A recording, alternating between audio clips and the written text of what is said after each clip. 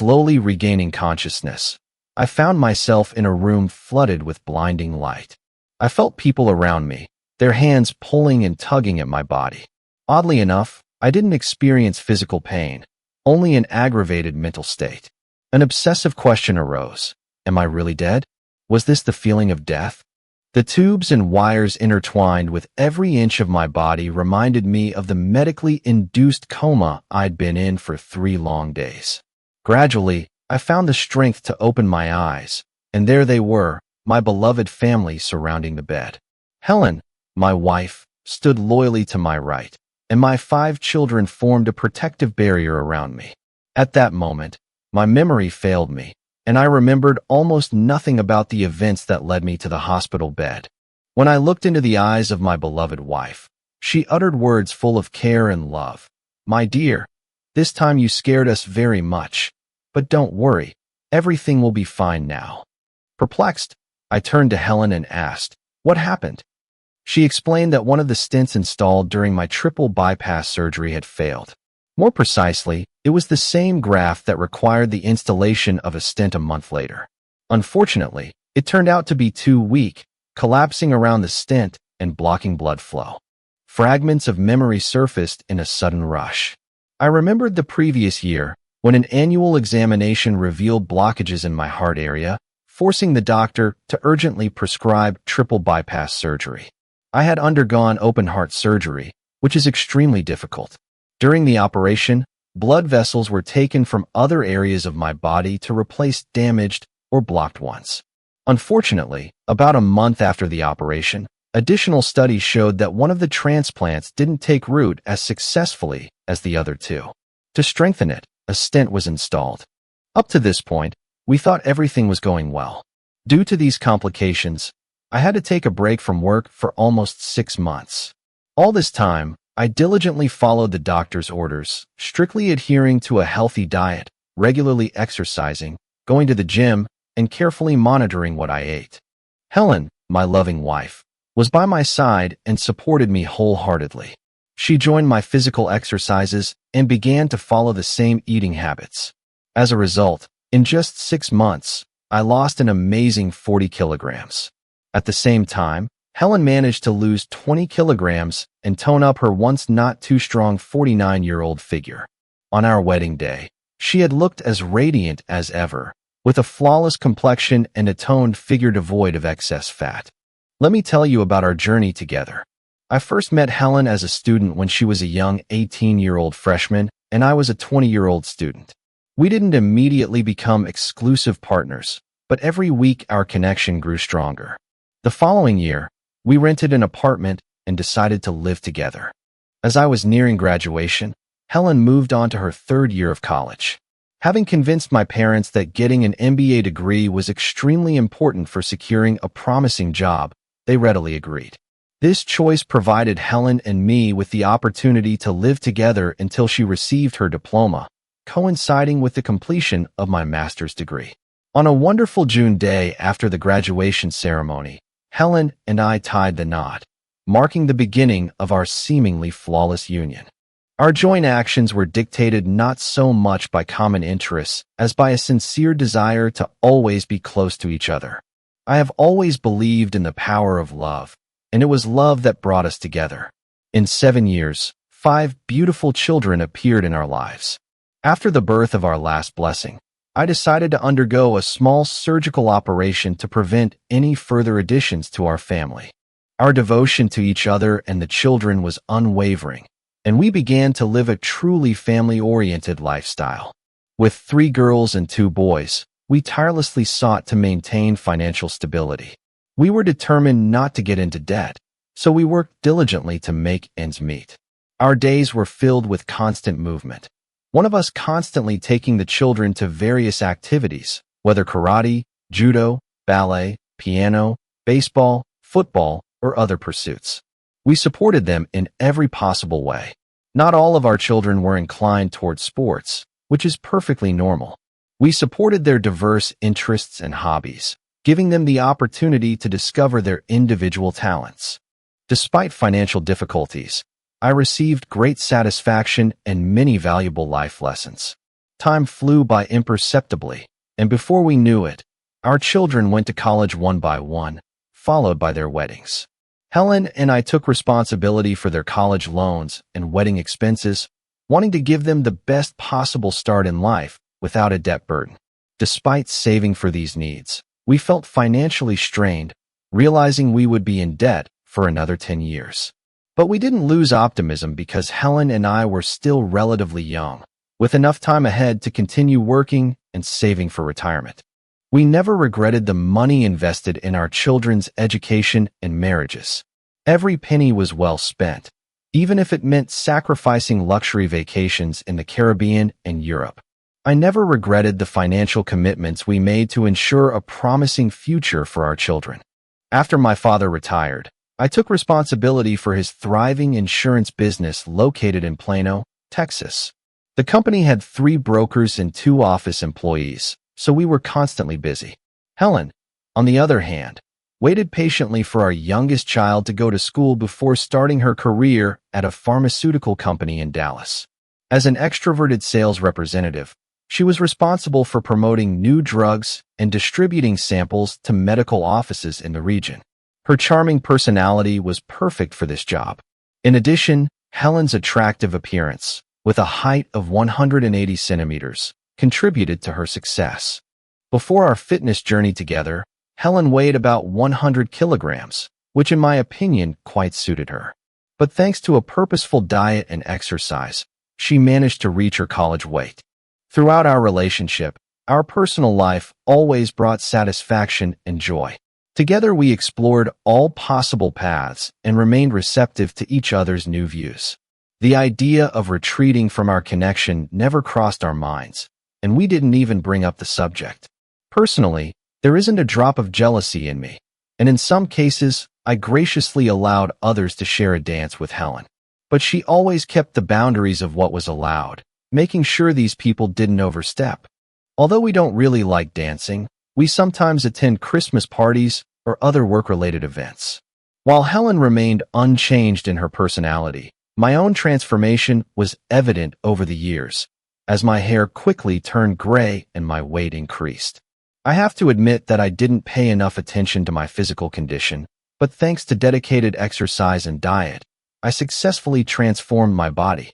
But let me clarify that my appearance doesn't determine my value as a husband. In fact, I consider myself a hopeless romantic and an unshakable soulmate for Helen. Our bond remains strong, and we still spend romantic evenings together every Friday or Saturday to keep the flame alive. I deliver fresh flowers to her office every week, which brings a touch of romance to her days. Our personal life has always been extraordinarily beautiful, although due to my heart problems, it experienced a temporary decline. Despite this, I made every effort to ensure that Helen's needs and desires were met, putting her satisfaction above all else.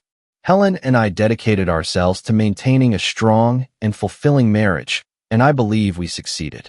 In essence, our lives were filled with joy as we cherished our love for each other. But after saying goodbye to my family, as a result of an unexpected turn of events, I ended up in the intensive care unit, where I stayed for several days. Medical workers expressed serious concerns about possible brain damage and insisted on constant monitoring.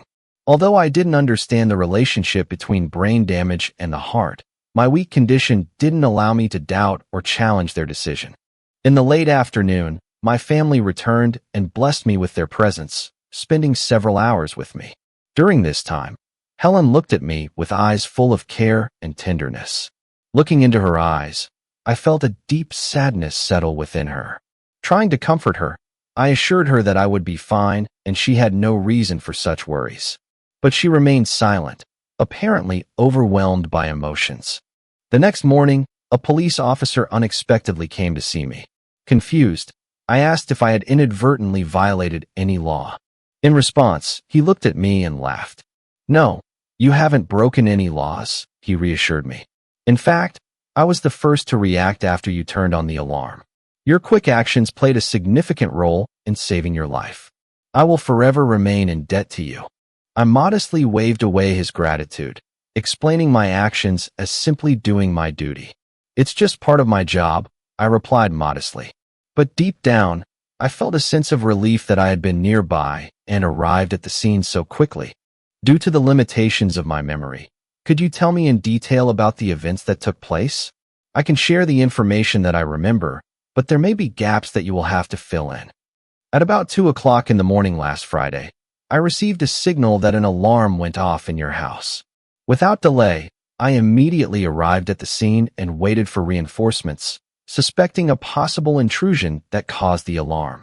The alarm system made several attempts to contact you, starting from a landline phone, then from a mobile phone, and finally got through to your wife's mobile phone, where only she answered. She was in Denver, completely unaware of the situation, but she insisted that I definitely needed to be present in the house and directed us there with a sense of urgency.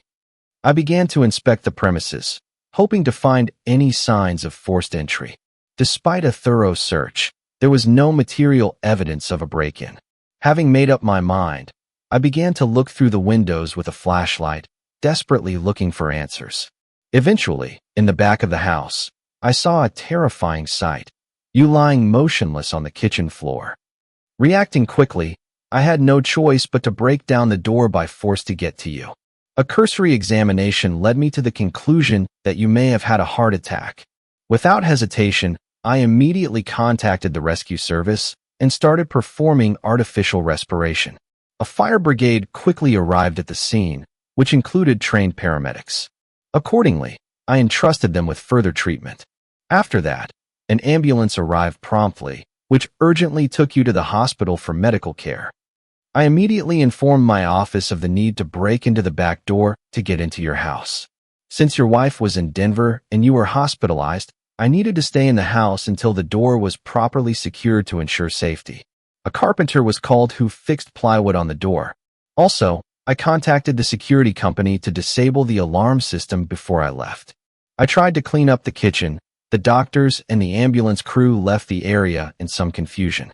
In the midst of this chaos, I found your mobile phone, which I am currently returning to you.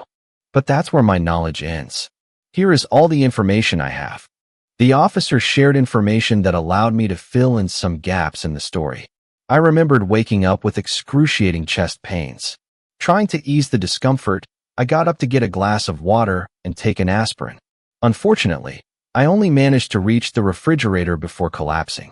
There was an alarm panel next to me, and somehow I found the strength to press the alarm button. Falling to the floor, I realized I was in mortal danger. Desperate to see my wife, I gathered strength and uttered the phrase, "Hey Siri, call Helen on FaceTime."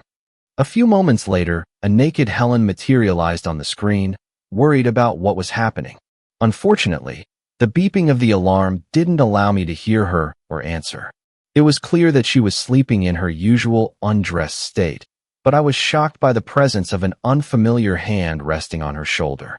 Stunned, I lost consciousness and was on the verge of death, if not for the unyielding determination of the deputy sheriff. Only in the afternoon, having woken up from what seemed like a coma, I finally met with a cardiologist. He started performing cardiopulmonary resuscitation, ensuring your life until the arrival of the firefighters. On the way to the hospital, the ambulance crew twice encountered a situation when they thought they had lost you. In one case, the vehicle had to be stopped, and both crew members performed cardiopulmonary resuscitation before continuing to move. Even after arriving at the hospital, the situation remained critical. The graft implanted last year deteriorated, which raised concerns from the very beginning. This forced us to install a stent later, but unfortunately, it turned out to be ineffective. It's important that you understand this is not your fault. You've lost weight, did physical exercises, followed a diet, and adhered to my requests. I don't know if there was any damage to your brain, but at the moment, I believe there is none. Around this time, Helen arrived, greeted me warmly, and kissed me on the cheek. The memories of that night completely broke my heart. My beloved wife, with whom I had lived for 3 decades, had betrayed me. I understood that I wasn't emotionally ready to confront her and sort out the situation, so I pretended that it was difficult for me to speak. But I knew that sooner or later, the conversation would take place anyway. I wondered how I could avoid admitting that I knew about her infidelity. Was it really a romance? I had no idea. I was in the hospital for 3 weeks, after which I was discharged. The doctors advised me not to strain myself at home, not to lift anything heavier than 5 kilograms, and to refrain from sexual activity. Avoiding intimacy wasn't difficult because I wasn't sure I would ever be able to enter into an intimate relationship with Helen again. They say time heals all wounds, but in my case, it only healed my physical condition, leaving my mental anguish untouched. It felt like a hole had been ruthlessly drilled into a part of my heart. I had serious doubts that this could be fixed. Helen devoted her free time from work to taking care of me around the clock. Although I understood that she loved me, I doubted that I could reciprocate her feelings. We had been together for a considerable time, and she felt my unhappiness and the burden of a serious problem that bothered me. After 3 weeks at home, we finally decided to talk. Ed, since your health deteriorated, I feel that something is bothering you a lot. Could you open up and tell me what's going on? Helen asked. Yes, in fact, what you did may have made my situation worse, I admitted. I would like to understand the reason for your accusations. What specific topic do you have in mind? She inquired. I understand that you think I'm involved in an affair, but I think this accusation is absurd. Do I have to provide evidence that supports these words? Helen asked incredulously. I don't understand how you can lie like that. I really don't understand how you can sit here and accuse me of such things. Are you upset or excited? I questioned. Do you remember how I called you on FaceTime when I was sick? I distinctly remember there was a hand on your shoulder, and someone affectionately addressed you as honey. So I want you to tell me everything, but please start with the reason, I demanded. What are you talking about?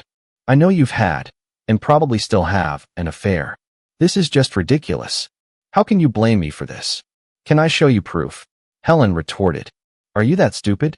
Why can't you be sincere and just tell me about it? There's no proof, and I didn't cheat. I don't understand how you can even sit here and accuse me of something like this. You must be crazy, I exclaimed. Do you remember how I FaceTimed you the night I got sick? You remember when a hand appeared on your shoulder and someone said honey? I witnessed everything, and it will always remain in my memory. True, I didn't hear a single word, but Helen didn't know about it. Do you need more proof? You broke our marital vows and fraudulently left for your lover. I know it was a hoax because I contacted your HR department, and they confirmed that you took 2 days off. I cannot fully express the deep hurt and pain that you have caused me. It almost cost me my life, and your actions only prevented my recovery.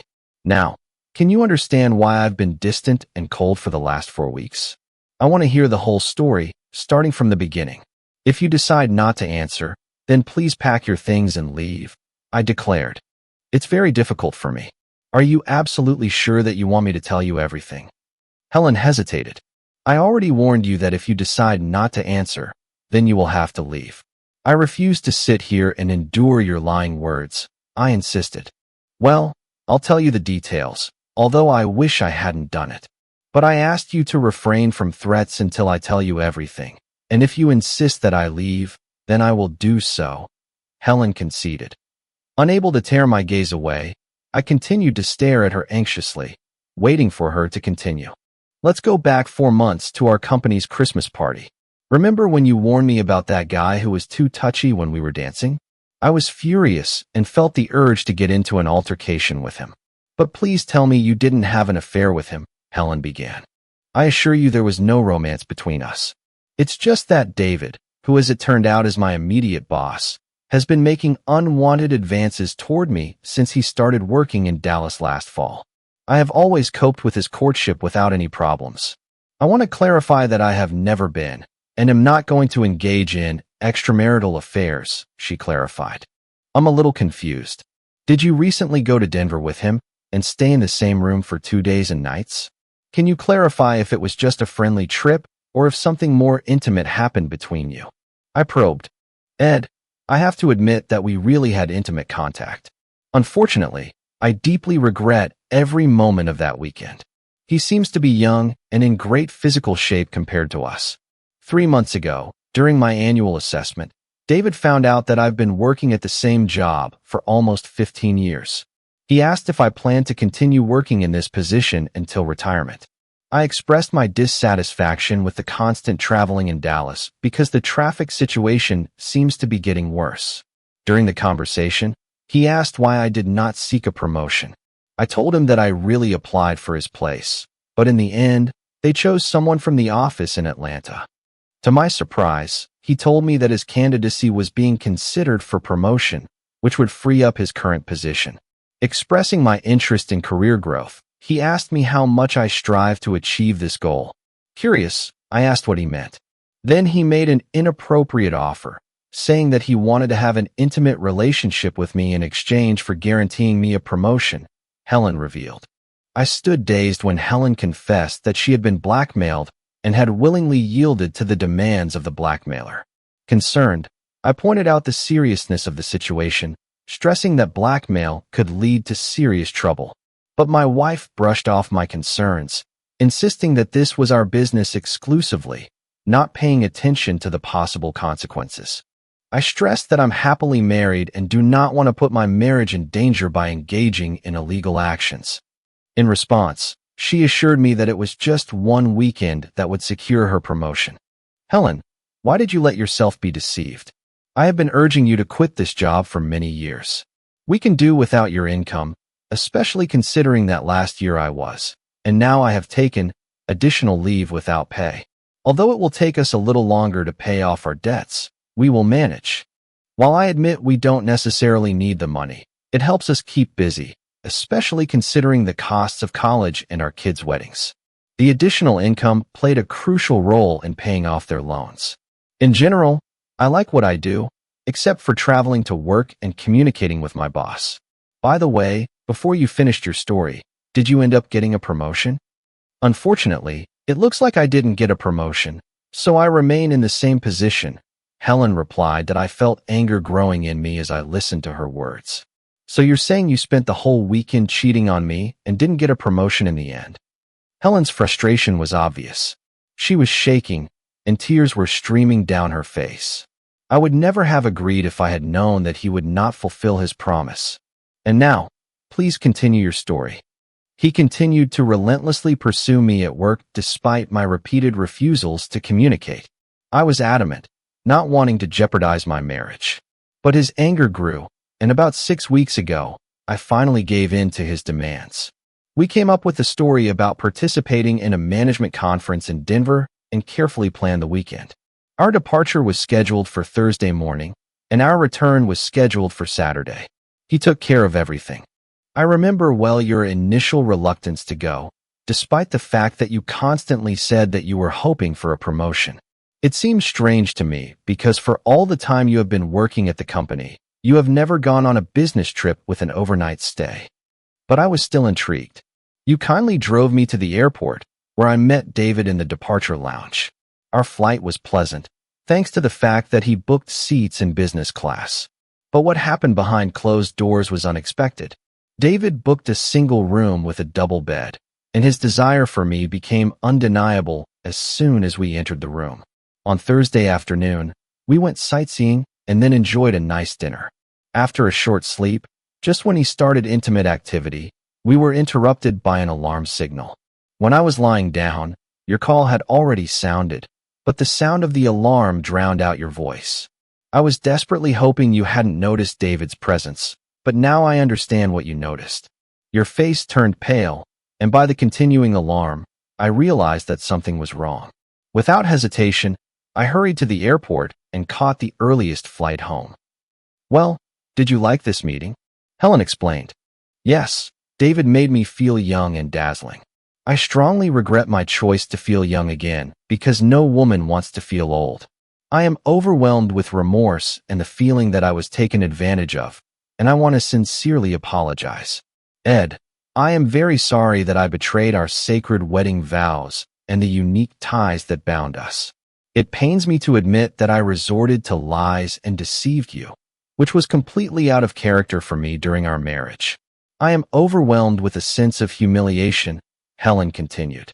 I admit that there is some truth in your words, but I noticed that after my return from the hospital, you repeatedly went to work and back. Obviously, you most likely had conversations and maybe even had an intimate relationship with David. Indeed, He insists on meeting me every time I come, even though our last intimate meeting took place back in Denver. He constantly remembers how wonderful it was and insistently demands that I reunite. Right now, he just wants to spend a day together here in Dallas, despite my repeated refusals. I firmly decided never to meet him again.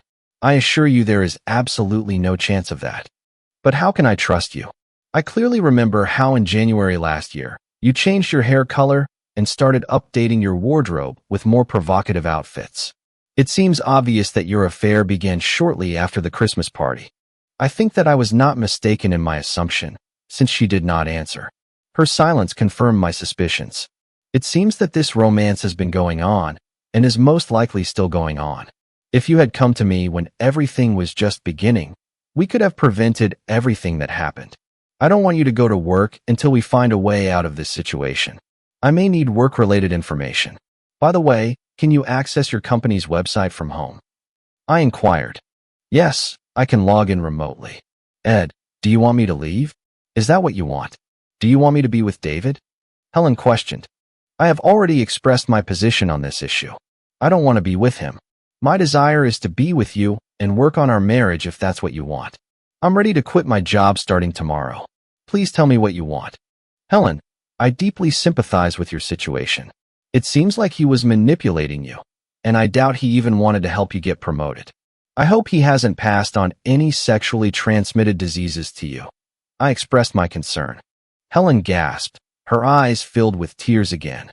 The realization hit her, and she promised herself to see a doctor immediately. After the heart attack, we did not have intimacy, so there is no risk of transferring anything to me. Have you had an intimate relationship with anyone else during this time? Ed, it looks like you think I'm. But no, I haven't been with anyone, and I'm not going to. How can you even assume that? Yes, I was attracted to him, but that doesn't mean I acted on it. How can I trust your words? You know, as they say, after tasting something, it's hard to resist. But I assure you, I didn't give up, Helen explained. Let's not dwell on this. David was younger, but that doesn't mean I love him. Do I want to continue dating him? Absolutely not. I sincerely hope that I will never meet him again, she added. Helen, it's very important that he feels the pain he caused us. Yes, I mention us because I feel your own pain, and yes, it hurts me too. I feel great shame for my actions. It hurts you too because you were caught, or because of the betrayal itself. I asked, seeking clarification. I apologize for the pain we both feel. I believe that if you never found out about the betrayal, our marriage could have remained flawless as before. But Helen, I now realize that my point of view was wrong. Perhaps it would be better if you packed a suitcase and stayed with one of our children for a few days. I need time to reflect, and it would be helpful if you also considered your actions. It is very important to remember that every action has its consequences. In addition, it is advisable to distance yourself from work, in particular from this person, I suggested. After Helen left, I turned to our reliable family lawyer, Ted Brown, for help. I explained the whole situation to him, and he quickly recognized several criminal acts involved. Helen found herself in an unpleasant situation when her boss, David, resorted to coercive tactics to force her into an intimate relationship in exchange for a promotion. Ted insisted on collecting evidence to expose and bring them to justice. However, I needed time to study the question further before making any decisions. Given my dependence on numerous new medications, I went to bed early, desperate to rest after an extremely stressful day. But sleep did not come, and I found myself thinking about my wife's fate, realizing that ultimately everything depends on her, not on me. Doubts overwhelmed me. I was certain she had hidden the truth about her infidelity from me. The next morning, my daughter called, upset and asking what I had done with her mother. Hey, honey, I swear I didn't do anything to her. What did she tell you? Nothing special. She cried all night and was very upset. Do you know where she is?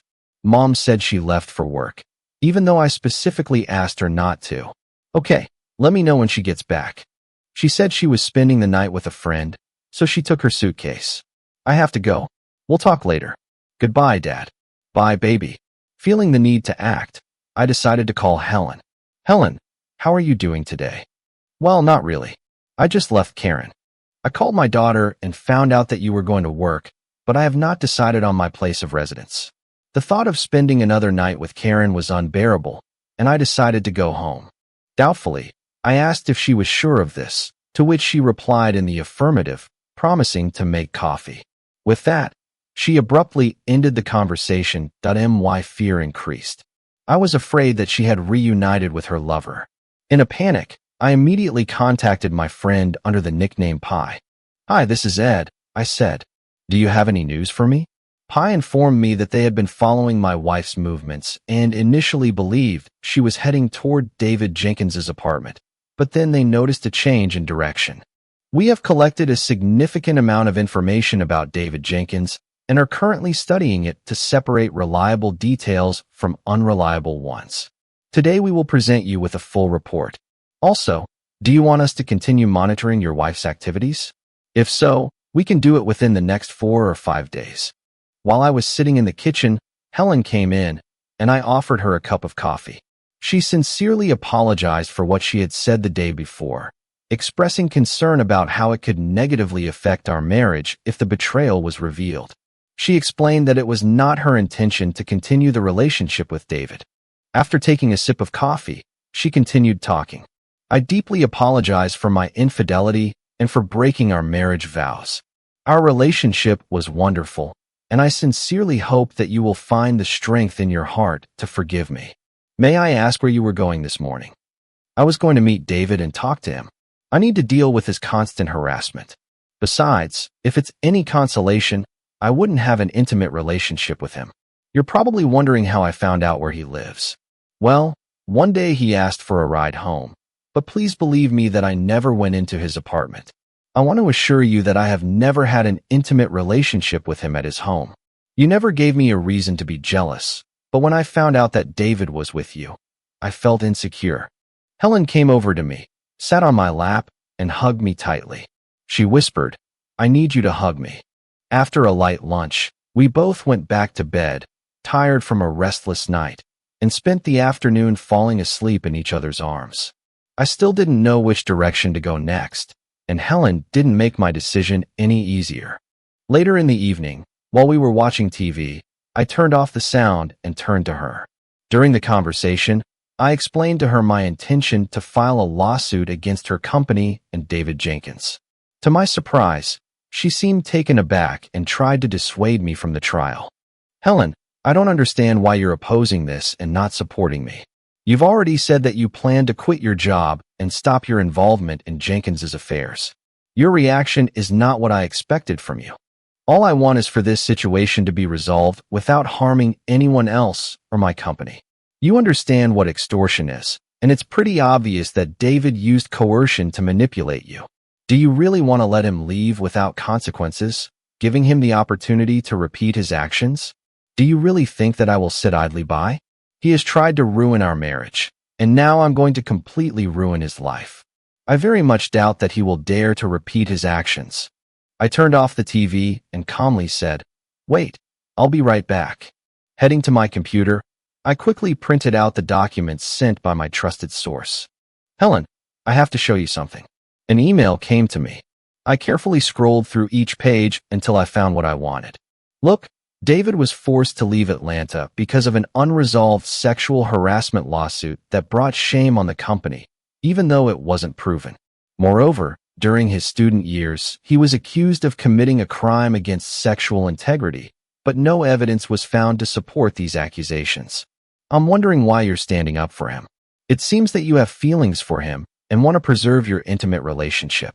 She abruptly rose from her seat, directing her anger at me, and exclaimed, "Do whatever you think is necessary."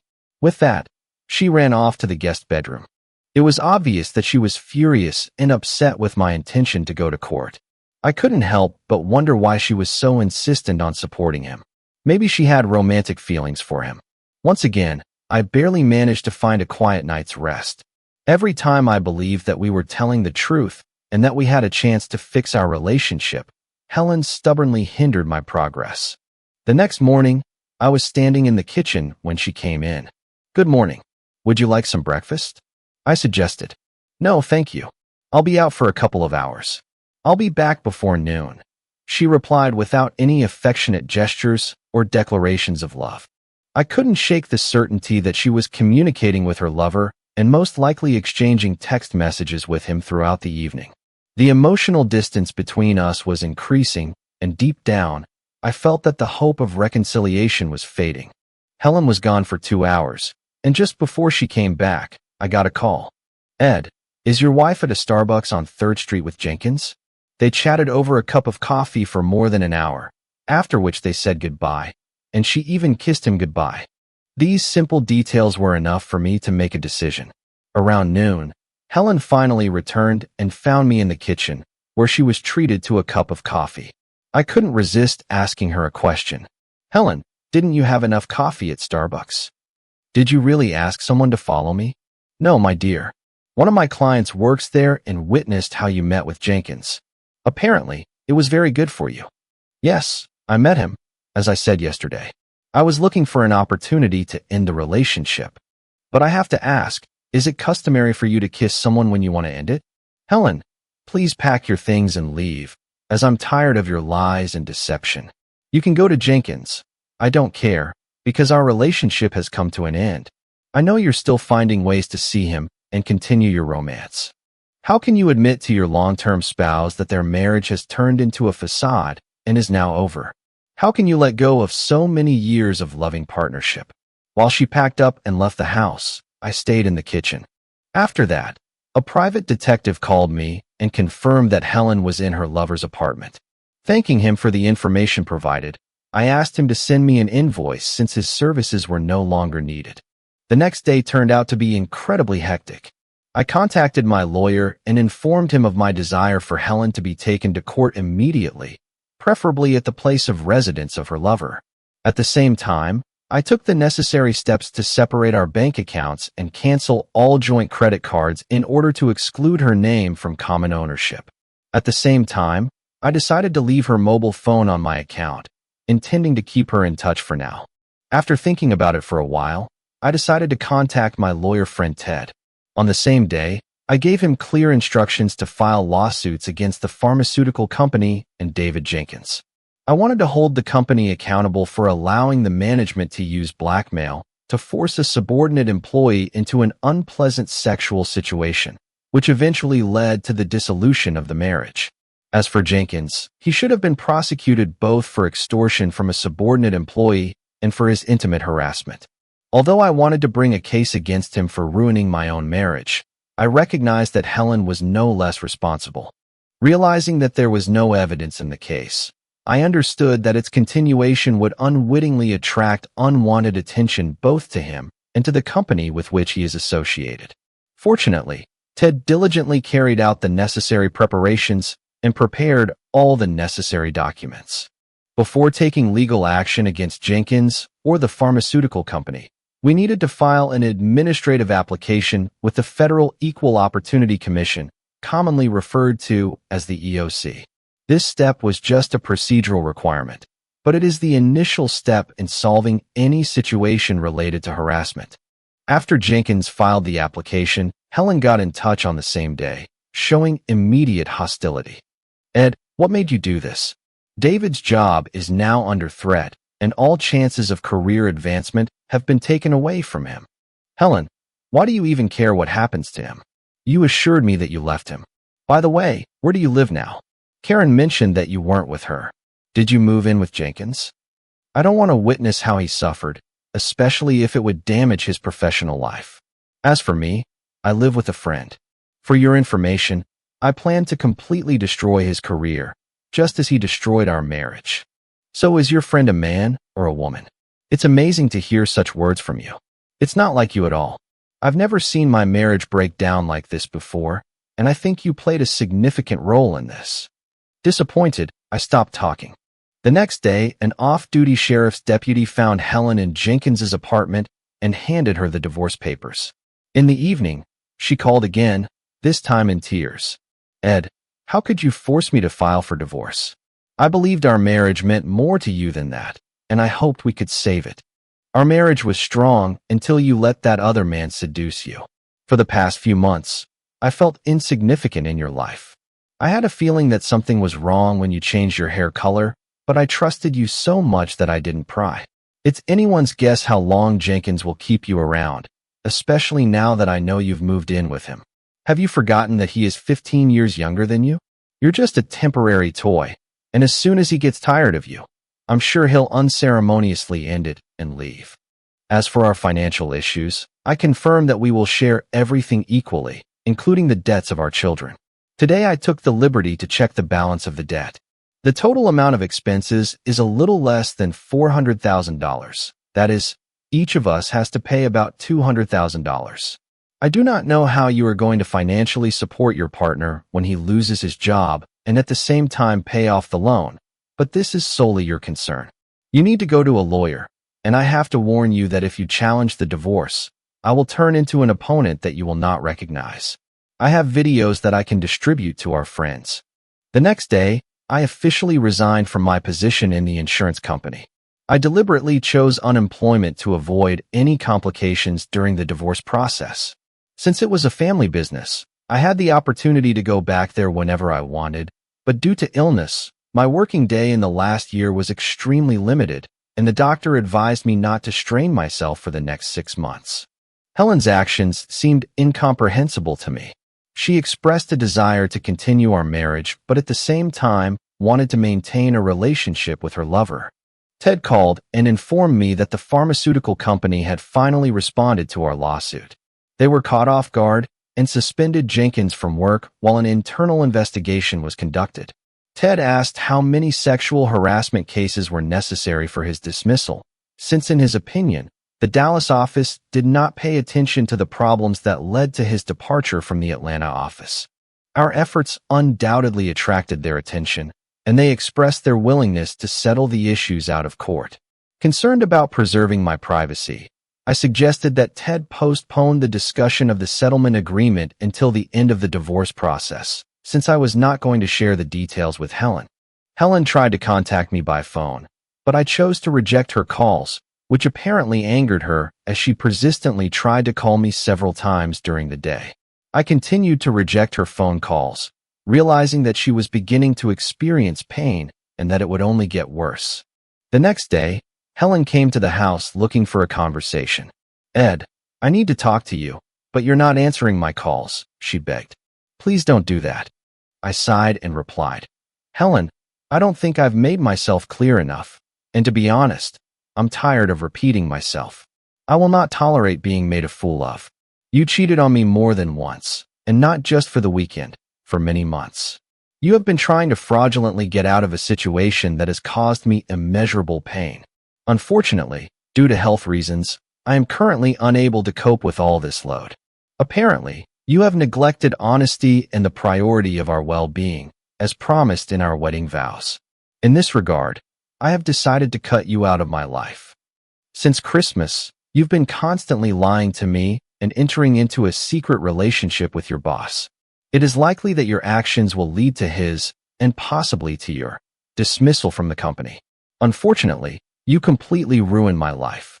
I'm willing to do anything to ruin both yours and Jenkins's lives. David was fired from his job this morning, and I'm in limbo right now. Knowing that he has no savings and is deeply upset brings me only joy. I believe that soon you will both be forcibly evicted from his luxurious apartment. Don't forget about the $200,000 debt hanging over your heads, along with the car loan and insurance payments. By the way, you are more than 10 days late in paying the insurance premium for the car, and according to the terms of the policy, it will be terminated today. It would be wise if you turn to another insurance broker. In the past, you have performed all the necessary procedures, so I ask you to stop servicing my policy. It seems like you're very stupid, isn't it? Our connection and my presence in your life have ceased to exist. From now on, I will no longer act in your favor. There is a new person in your life who will fulfill this role, although it seems that he can only be a good follower. Your own actions have led to such circumstances, so if you are looking for someone to blame, then look no further than yourself. Now, if you don't want to discuss something specific, I have to ask you to leave. I had no desire to move, but circumstances forced us to divide the property. Unfortunately, I was unable to purchase the part of the house that belongs to Helen and decided to put it up for sale. To my surprise, it was quickly bought, and since we had no debts on this house, the money from the sale made it possible to significantly ease my share of the debt. Fortunately, I managed to find an inexpensive apartment. Collecting things from home, I took only what I wanted without consulting Helen, since she was to blame for the whole situation. After the full move, I contacted Helen and stressed that she urgently needed to pick up her things from home. Otherwise, I would transfer everything to Goodwill. I explained that I had already vacated the premises as it had been sold to a new buyer. I gave her 2 weeks to choose the things she would like to keep. But despite all my efforts, Helen called me again and in a telephone conversation vented her anger, accusing me of taking all valuables from home. She expressed disappointment that I took away a few things she needed. I firmly reminded her that my actions were truly generous given the circumstances. Her decision to leave home and enter into a relationship with her lover eventually led to the fact that she lost all rights to the property acquired during our marriage. You made a decision about what is most important to you, and unfortunately, it did not concern me or the property in our house. A few weeks passed, and we didn't communicate anymore. Finally, the sale of the house was completed, and we divided the proceeds among ourselves. I used my part to pay off my share of the loan, and it was very nice for me to get rid of this debt because I despise anyone's debts. Ted, my lawyer, suddenly called and informed me that my wife was challenging the terms of the divorce regarding the distribution of our property. We've shared everything equally before, so I didn't try to hide anything, but it made me think about what kind of property can actually be challenged. The presiding judge turned out to be an elderly man, apparently well acquainted with the countless divorce proceedings he had encountered. Interested, he turned to Helen's lawyer, demanding clarification on this issue, since all the property seemed to have been divided. But after a few moments, the truth became obvious. Helen wanted to claim 50% of the shares of the insurance business. After entering into a brief exchange of views with my lawyer, we quickly approached the judge to state our position. With the deepest respect, we appealed to the court, emphasizing the fact that my wife did not have ownership rights to this insurance business. On the contrary, it rightfully belonged to my father, and I was just an employee. Moreover, due to serious health problems, unfortunately, I was forced to resign, as a result of which I no longer have any relation to the company. In the courtroom, my elderly father, who was over 80 years old, confidently rose from his seat and politely asked for permission to speak, which the judge graciously granted. As Ed's father, I confirmed that the statement about them is true. The fact is that I'm still the owner of the insurance business, and it will bear my name until my death, after which my son will rightfully inherit it. At that moment, my gaze shifted to Helen. In her expression, she conveyed a deep sense of shame. She had a quiet conversation with her lawyer, who immediately got up and said that there would be no more objections to the divorce. After the judge acknowledged this, the finality of our separation was officially announced. Despite the fact that I was freed from illegal ties that bound us, I was overcome with sadness because once Helen and I were connected by a full life. Our marriage was fine until her lover appeared in it. He became a catalyst for destruction, tearing apart our once happy home. During the proceedings, my son joined me and asked me to take a short break for the toilet. It was at this moment that Helen plucked up the courage and approached me. She said, "Ed, I'm really sorry that our marriage has come to this state. I apologize for the lies and infidelity. It pains me to admit that everything you predicted has become reality. David left me for a younger woman. His life collapsed after he was fired, and he used a significant portion of the money from the sale of the house, leaving me burdened with debts and stuck in a low-paid job. I hope that this outcome will bring you satisfaction, but it's important to admit that it's your own fault that all this happened. All my actions were a direct response to your actions. Can we maintain friendly relations?" I replied, "Helen, I'm not sure.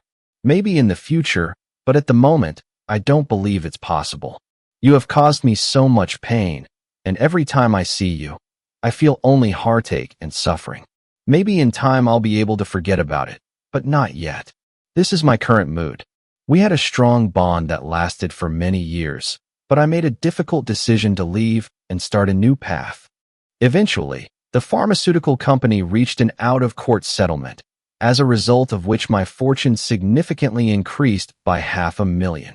Perhaps I could have obtained further compensation, but at that time, my main goal was to end the past.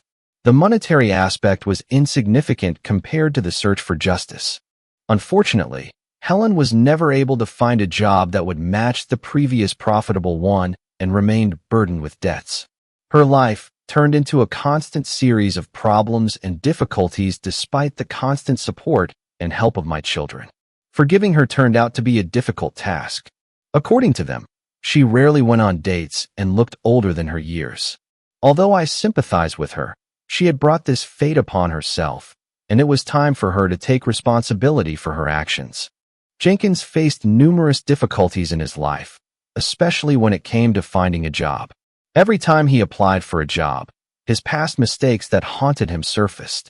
Having no money, Jenkins decided to take a radical step to declare bankruptcy in order to avoid a difficult trial with me.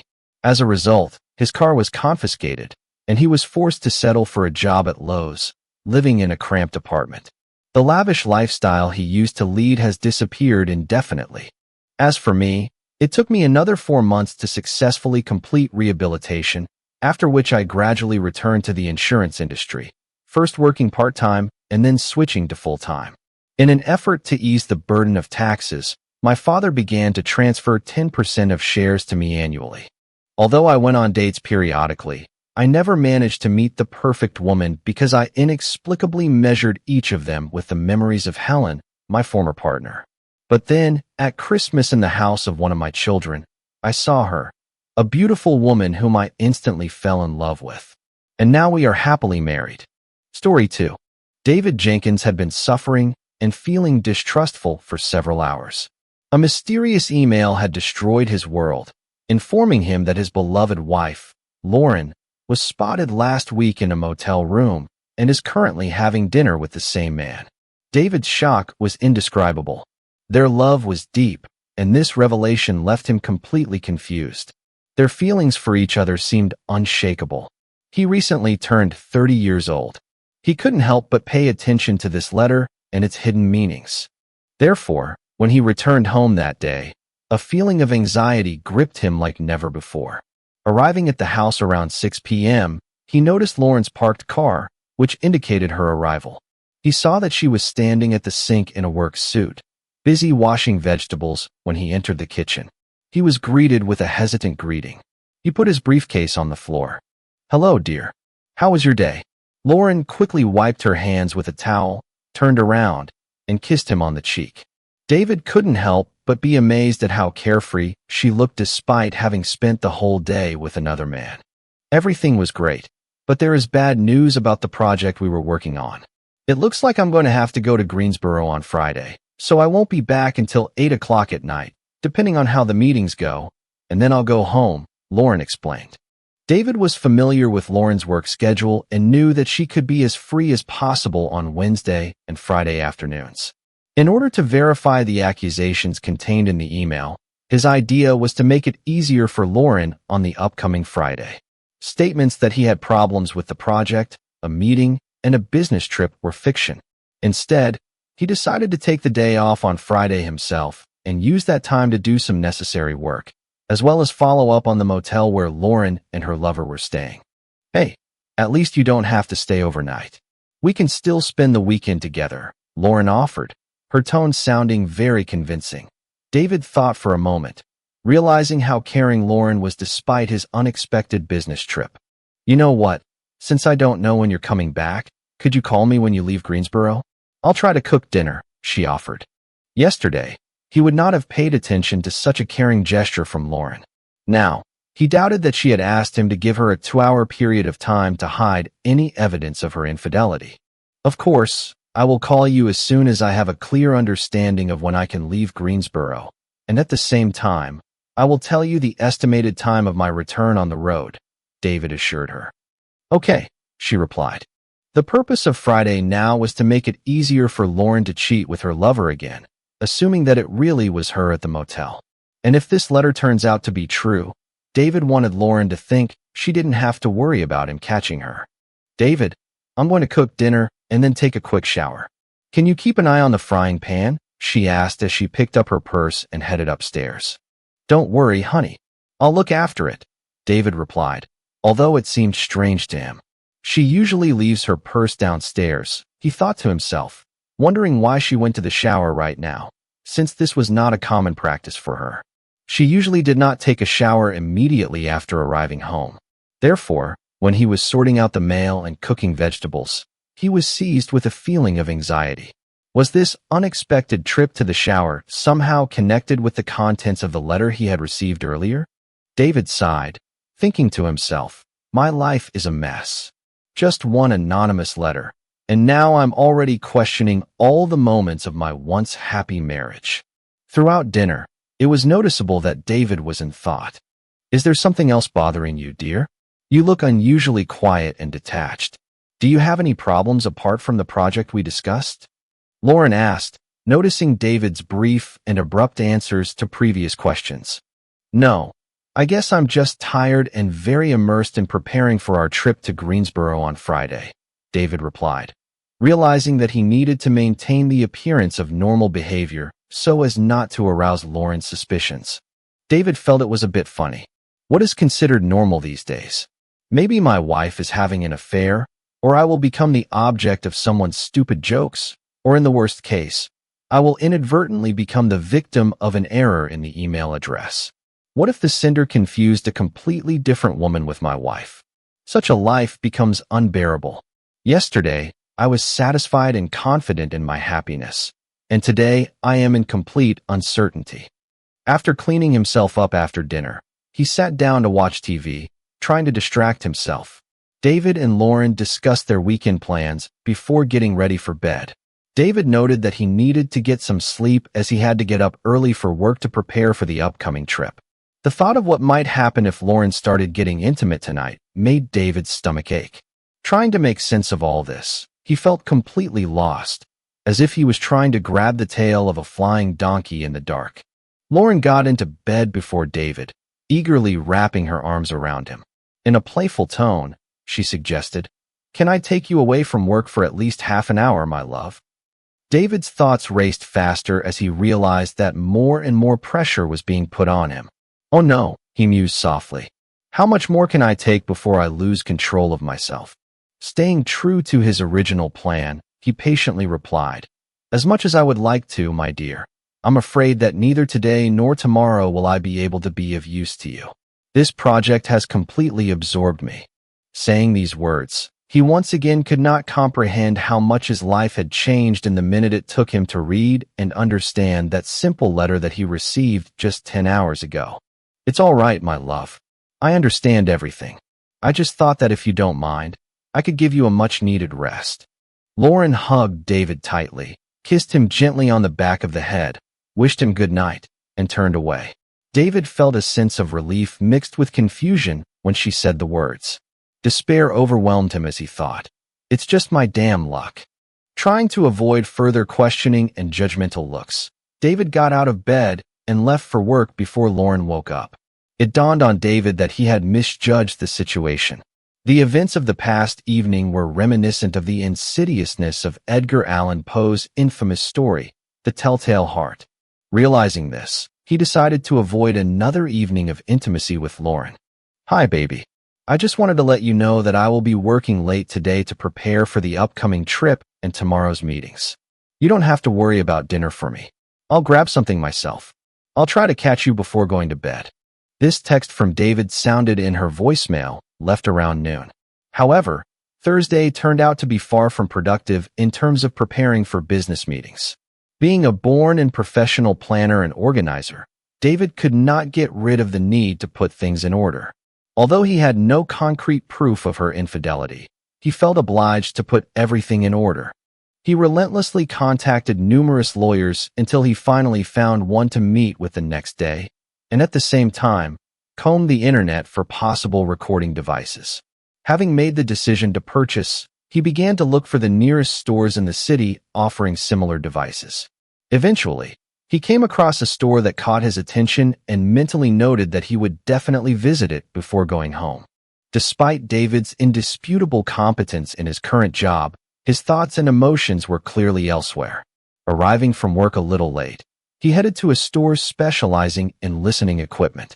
There, he acquired a voice-controlled pen that could be discreetly put in Lauren's purse, an item that she usually carried with her in the office and in the car.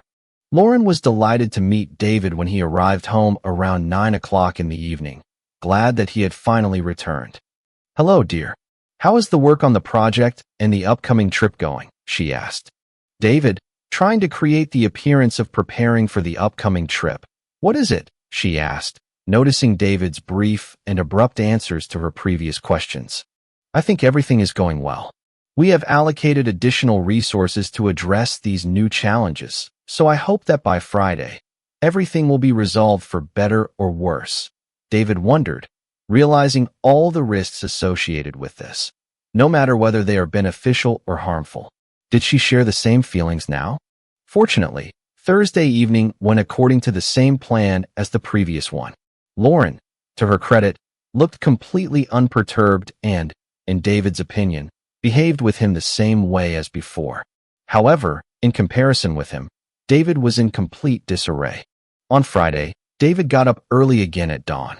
He meticulously examined the pen, made sure that it was in perfect working condition, and carefully put it in Lauren's purse. Having completed this task, he left the house. To pass the time, he decided to stop by a local coffee shop. In the end, the clock struck 10 a.m., which means it was time for his appointment with the lawyer. Initially, David planned to meet solely to gather information. However, during the meeting, he realized that he unexpectedly liked the lawyer's demeanor and experience, and he really appreciated him. During the conversation, they delved into the essence of this damn email and its lingering but unclear worries. In addition, they noted that an important meeting of his wife with her lover would take place today, and David intended to personally verify this. Realizing that he had only this disappointing letter as proof, the idea of investing money in a private detective or expensive equipment for electronic surveillance seemed impractical. David's meeting with a lawyer allowed him to understand the predictability of the divorce process. In the absence of children, divorce without the fault of the spouses turned out to be relatively simple, especially considering the comparable incomes and retirement savings of David and Lauren. Although there was a significant amount of debt on their house, the thought of liquidating it would be more of a psychological shock than a financial burden. Nevertheless, leaving the law office, David felt completely confused. How can I survive this terrible situation and convince myself that everything will not be so terrible? We were destined to be united forever, until death separated us. During lunch, David was sitting at Starbucks, enthusiastically browsing the internet and delving into the topic of divorce. The sites were replete with information on how to recognize the signs of infidelity, how to evade responsibility, hide income, and even detect them. The most informative were the sources devoted only to finding out the causes of adultery. Lauren's motivation caused a great resonance with David. Perhaps it was this realization that caused David to secretly wish that all this turned out to be a delusion. He couldn't imagine Lauren cheating on him. Their bond was too strong, their love too deep, their bond too harmonious for the betrayal to be real. Having reached the point where it became unbearable to read about cheating, David packed up his things and headed to the Saint Motel. Time seemed to fly by imperceptibly, or so it seemed to David as he was on his way to the motel mentioned in that disappointing letter. An understanding came over him. If the affair he suspected was really true, then it's likely that Lauren didn't always choose the same motel. This possibility made all his efforts meaningless and deprived him of confidence that he would be able to discover something. A pen discreetly placed in her purse could eventually give answers to some questions, but David could no longer tolerate the uncertainty of the future of his marriage. Arriving at the motel parking lot at 1:40 p.m., he parked his car in a secluded spot that overlooked most of the rooms. Now all that remained was to wait patiently. Since there weren't many people moving in and out of the motel, the man's actions caught David's attention. After parking his smart Acura, The man headed to the office and then entered the room on the first floor. Although David couldn't remember the man's name, he thought he recognized him. It began to seem to him that he had already met this person in the past. All of David's doubts and hopes were dashed in an instant. Just 5 minutes after, Lauren's Honda Accord stopped next to the Acura. She got out of the car, clutching her purse tightly in her hands. She quickly went to the door of the same room and, without hesitation, knocked on it. After a few moments, the man opened the door, allowing Lauren to slip inside without difficulty, radiating his trademark confidence. The realization of this fact hit David like a ton of bricks and plunged him into despair. "To hell with my life," he muttered bitterly, slamming his fists on the steering wheel in frustration. How could Lauren betray us like that, and why? It was complete chaos with no logical explanation. David felt completely lost and insecure. The man he thought was reliable and consistent had completely betrayed him. David's thoughts whirled in a whirlwind, rushing in all directions like a dizzying roller coaster. At that moment, he painfully realized that his marriage was collapsing. Realizing that it wasn't the first time Lauren was cheating, David felt a deep sense of hopelessness. He seemed to have nothing more to lose. Near the motel, he had no desire to confront them by knocking on the door. The situation could turn into trouble, and he needed time and personal space to put himself in order and develop a strategy for further actions. His previous self-doubt did not allow him to emotionally prepare for the upcoming actions. Suddenly, he remembered the pen he had slipped into her purse and grimaced bitterly. This realization hit him hard, and he thought, "That's right, that damn pen. How wonderful." He managed to take several pictures of two cars standing side by side and save the history of their meeting. He was especially interested in the man's car. He zoomed in and photographed its license plate. Gradually, he turned to the exit and drove out onto the road again, having no purpose.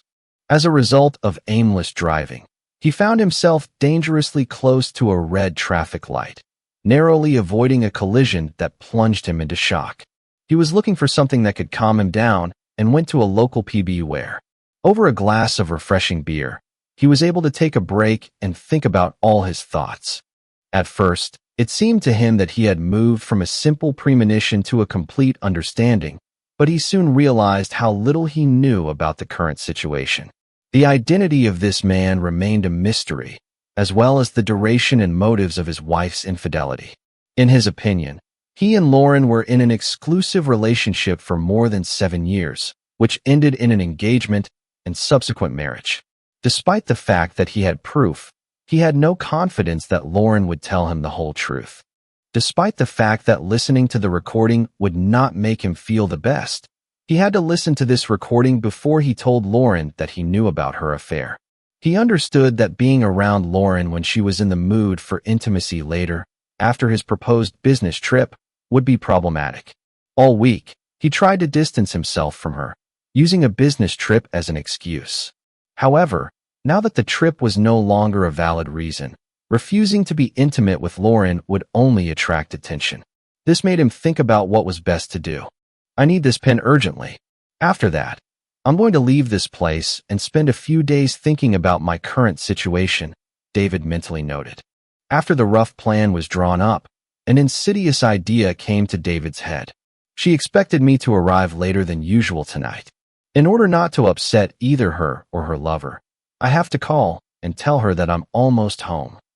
After finishing his drink and paying the bill, he pulled the car onto the road and reached for the phone, dialing Lauren's number. After typing a voice message, he spoke excitedly. "Hi, honey. I have amazing news. Our hard work has borne enormous fruit, and everyone has done a great job to put everything back in its place. I am only 30 minutes away from home, and there are almost no traffic jams on the road. I have to be home at the usual time." When these words fell from his lips, David couldn't help but be disappointed. "I hope this will finish her to the depths of her soul, you insidious woman." He continued on his way to the house, where he quickly collected several bags and put them in the trunk of his car. Calming down, he set about writing a letter for Lauren. Given the uncertainty of the outcome of the evening, he wanted to leave unnoticed without unnecessary conflicts. Since the contents of the recording on the spy pen were unknown to him, he preferred to postpone a serious confrontation for now. Besides, he wanted to leave her in the same condition she left him in. While dialing Lauren's number, David did not yet know that she and her lover, Rob, were entering into the last intimate relationship of the day, which meant the end of their romance together. After listening to the voicemail message, she quietly exclaimed, "Oh no." I have to say, Rob, it was David who informed her that he was already on his way home and would arrive around 6 o'clock in the evening. Well, at least you're lucky they warned you about the call in advance, Rob playfully remarked. And Lauren hugged him and said goodbye, then hurried to the bathroom to take a shower. Rob dressed quickly and left the room, leaving Lauren to enjoy a refreshing shower. His goal was the gym, where he always went after intimacy. Meanwhile, as she drove home, Lauren couldn't shake the thought of David's unexpected early arrival in his joyful mood. Driving into their neighborhood, she assumed that he would arrive home late and tired. Considering he hadn't been home for most of the week, she thought he'd probably want intimacy tonight. Approaching the house with slight anxiety, she turned the corner and saw that David's car was already parked at the entrance. She was surprised how he managed to drive so quickly through these Friday traffic jams and muttered, "Wow, he's good." After parking her Accord next to her husband's car, Lauren couldn't help but think that her husband would happily hug her as soon as she walked inside. She was thinking that offering a nice holiday dinner in advance might be a wise decision. David waited anxiously for Lauren's car to pull up to the house. This would be their first meeting since he found out about her infidelity. There were already collected things in the car. The note was carefully prepared. Only a pen was missing to find out all the details. Having settled down in the living room, he expected to intercept Lauren immediately upon her arrival. "Hi, honey," Lauren exclaimed, entering the room and noticing David getting up from his seat. He exuded a sense of self-confidence. "It looks like everything went smoothly. How about we treat ourselves to a celebratory dinner?" she offered, hugging him and kissing him gently. "Sounds great," David replied, his face beaming with happiness. "Since I got home earlier than expected, why don't you go upstairs and change while I book a table?" he suggested. Lauren readily nodded in agreement, carefully put her work bag and purse on the table, and headed up the stairs to the bedroom. As soon as David heard the sound of the shower turning on, he quietly made his way to her purse and took out a pen. Carefully pressing the rewind button, he turned on playback and listened to the intimate conversation of the lovers, and then quickly turned off the knob. With a heavy heart, David admitted that it was time to put everything behind him. He carefully placed the note for Lauren on the table next to her things and stood for a moment in the doorway. A feeling of sadness gripped him when he looked back at their shared home, realizing that it was no longer possible to return the love that bound him and Lauren. In a hurry, Lauren headed to the shower, thinking that her husband might be hungry after traveling and would want intimacy later. However, not finding him in the living room, she quickly headed to the kitchen. After looking around, she came across a note lying on the table. Grabbing it, she anxiously began to read, and then she was overcome by shock and despair. "No, God, no. It can't be true," she gasped. "I found out about your lover and the affair that you started. I must admit that at first, it was hard for me to believe it, but your date at the motel dispelled all my doubts. This revelation has completely torn my soul apart, and I feel deep sadness and anger towards you. I can't be around you right now. I want to collect my thoughts and decided to leave for a night or two. As soon as I sort out my emotions, I will contact you to arrange a time for our conversation. I ask you to refrain from trying to contact me or find me during this period. It's better for both of us if I'm not around until I'm ready to meet you face to face." After settling in the room, he had dinner downstairs and reluctantly ordered a double scotch with ice. When he returned to the room, he felt that he had to listen to the recording. Settling into a chair next to his desk, he turned on the recorder, and the moment Lauren entered the room, a familiar sound rang out. "Hello," she greeted Rob. "Can you believe we're done with meetings and everything else in just 30 days? I didn't expect everything to go so smoothly," Rob replied with a smile. "Hi, Lauren. No, I didn't expect it to be so fast either.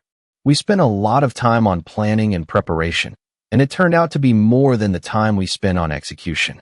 I think this is the result of a successful plan, don't you think? Personally, I am relieved that everything is finally over. The stress of hiding our affair weighed on me, and I understand why long-term affairs often end disastrously. In our situation, this is not the case, although my wife still doesn't know anything. I can predict that over time, everything will come to a natural end. You mentioned that David won't be back in town until late at night, right?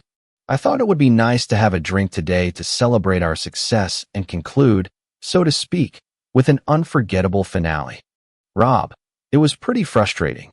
Although I understand your request, we must adhere to the established rules and refrain from any actions not according to the rules. Lauren and Rob undressed, and David heard the sounds of kissing coming from Lauren. The bed creaked plaintively, and David became an unwitting witness to their betrayal. David couldn't understand why Lauren was putting her marriage on the line for such a mundane cause. Secondly, what struck David even more was the absence of any humiliation or slander against their spouses. This gave him the opportunity not to doubt that the affair was real.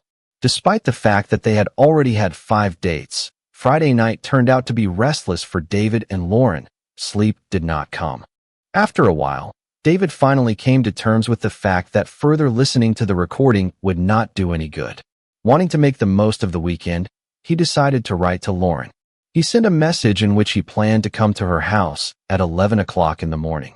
Meanwhile, after hearing the sound of an incoming message on her phone, Lauren quickly picked up the phone. After reading David's message, she responded by writing that she wanted him to come home and apologized for hurting him. However, David, lost in his thoughts, did not pay attention to Lauren's answer. David arrived shortly before 11 a.m., his footsteps heavy as he walked to the front door. He pressed the doorbell, and Lauren answered. "David, you don't have to ring the doorbell," she said with a note of annoyance in her voice. However, David explained, it was unpleasant for me to just walk in. Feeling the tension, he suggested, "Maybe we can sit down at the kitchen table and talk about what will happen next."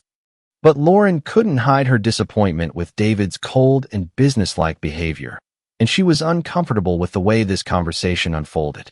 As they sat at the table facing each other, there was a brief pause in the room, as if freezing time, before David broke the silence with a question that sent a shiver down Lauren's spine.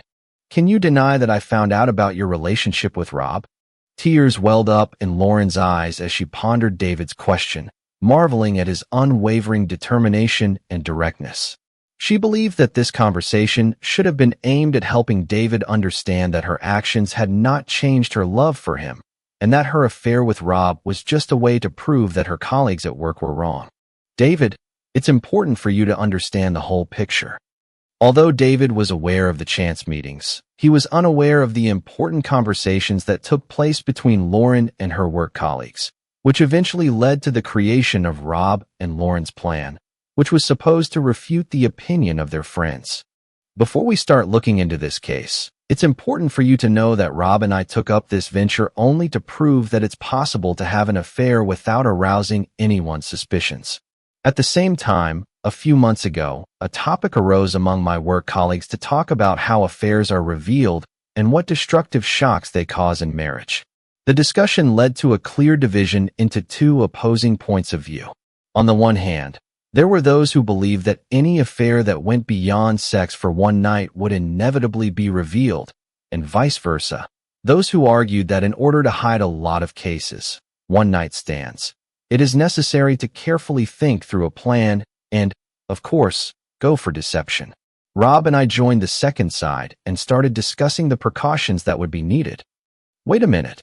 Are you saying that all this was just an experiment or a game to see if you could have a secret affair without anyone noticing? Yes, that's right. Just discussing it turned into a kind of game.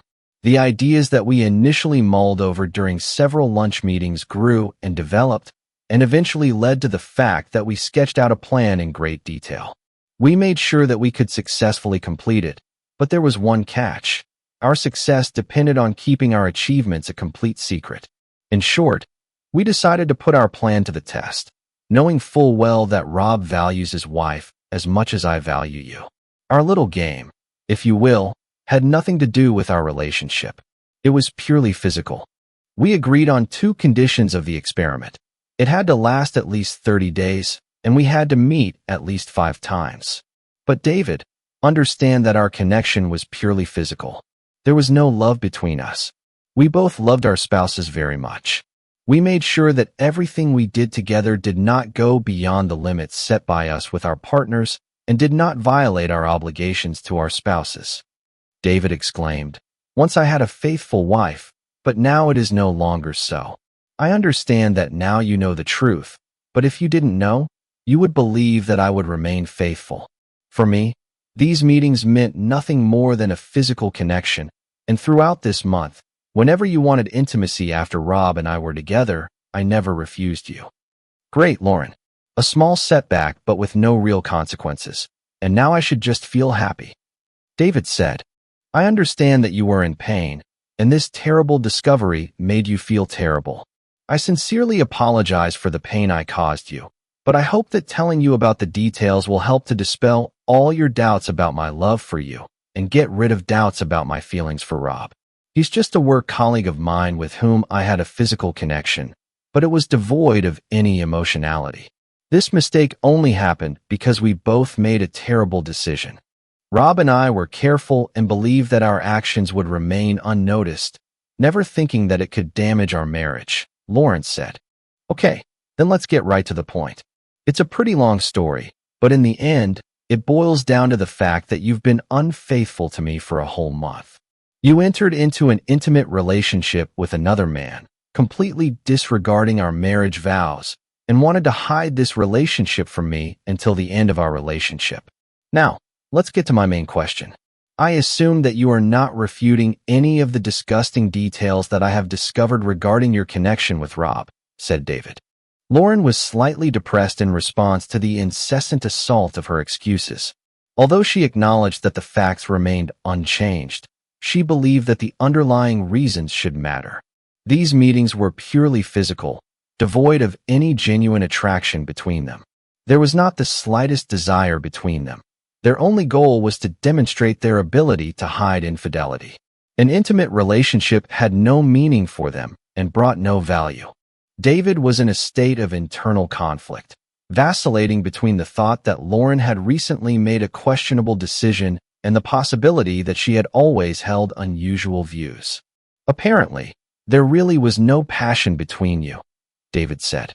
"David, I understand that you were disappointed. There was no real passion in our relationship. It was only physical. I am truly sorry for the pain I caused you, and I'm ready to make every effort to rectify the situation," said Lauren. "Wait a minute, it's still complete nonsense. The idea that it was just physical contact has no meaning, and deep down, you are well aware of this fact. We talked a lot about how important it is to be faithful to each other when we made an informed decision about our relationship. The topic of fidelity has repeatedly surfaced in our conversations about marriage. For almost a year, we met exclusively with each other, and even before I proposed, we were talking about our loyalty to each other again. In fact, we made a clear and explicit promise to remain faithful and confirmed it in our sacred wedding vows. I can't remember a single case when we even remotely allowed the idea that a simple excuse, "It was just sex," is enough for us," David said. Realizing the futility of the argument, Lauren refrained from arguments. "David, you're absolutely right, of course.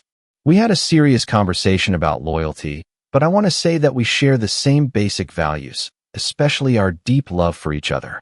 I want to assure you that my love for you has been unwavering for the past 7 years and more, and I have never harbored any feelings for Rob, even for a moment. Even if playing dominoes with Rob 5 times in a month could affect our relationship, I would never allow it. I want to say that these intimate meetings were solely a way to prove our case," Lawrence said. "So why don't you play dominoes instead? Or maybe play backgammon? Couldn't you have done something else besides having sex? You explicitly stated that sex with Rob was optional and that no one would ever know about this affair.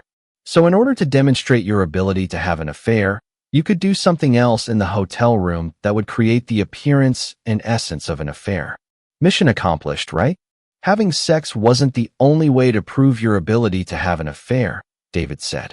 Regardless of whether there was intimacy between you or not, there was still the need to hide your affair from your spouses, and therefore, you are completely to blame for this.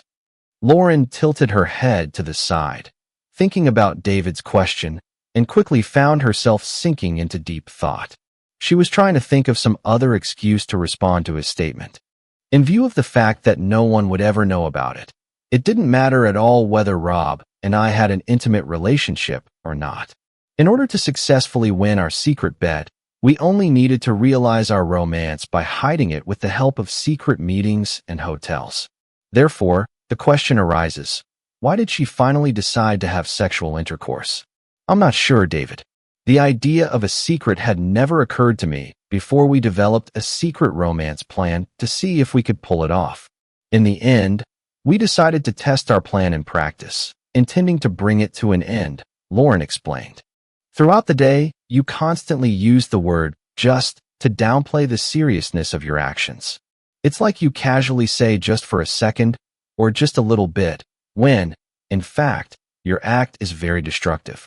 It causes harm, and it is the most harmful thing that each of us can do for our marriage. Even worse is that you don't realize the scale of your actions, which is perhaps even more disturbing than the fact that you had an intimate relationship with another man 5 times in a month. It's as if you think these meetings were insignificant, which is far from the truth. This issue is of great importance to me, and so far, we have not made any progress in solving it. So, I decided to leave for a while, David said. After leaving, David returned to the hotel. The following Monday, he decided to cancel his work and start thinking about Lauren's arguments.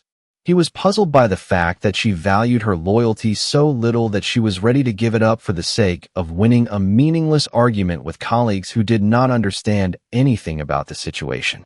It became clear to David that for her, it was all just a game. Disappointed and fed up, he silently decided, I've had enough. He wondered if he should continue to dwell on this issue, desperately looking for an explanation for her actions. However, deep down, he knew that there was no excuse to be found. It's not just physical intimacy.